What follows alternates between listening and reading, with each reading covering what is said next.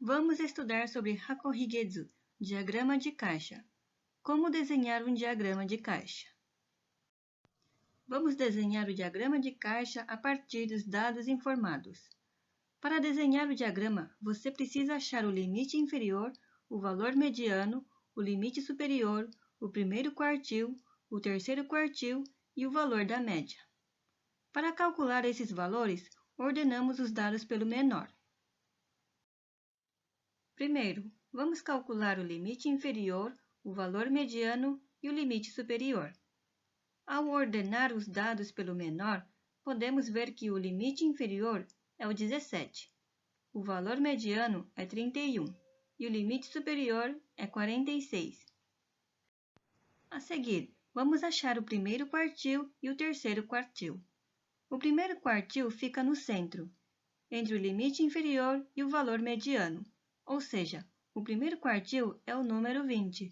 O terceiro fica no centro, entre o limite superior e o valor mediano. Ou seja, o terceiro quartil é o número 41. Por fim, vamos calcular a média. Para achar a média, somamos todos os números e dividimos pela quantidade de números. Ou seja, somamos os números 17 até o 46 e dividimos por 11, que é o 30,5. Através dos valores que encontramos, podemos desenhar o diagrama de caixa. Então, vamos fazer o exercício. Aperte o botão pausar e resolva o exercício. Quando terminar, aperte o botão reproduzir e vamos verificar se está certo.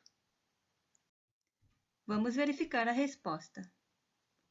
Ao ordenar os dados pelo menor, podemos ver que o limite inferior é 12, o valor mediano é 26, o limite superior é 35, o primeiro quartil é 21, o terceiro quartil é 30 e a média é 25,1.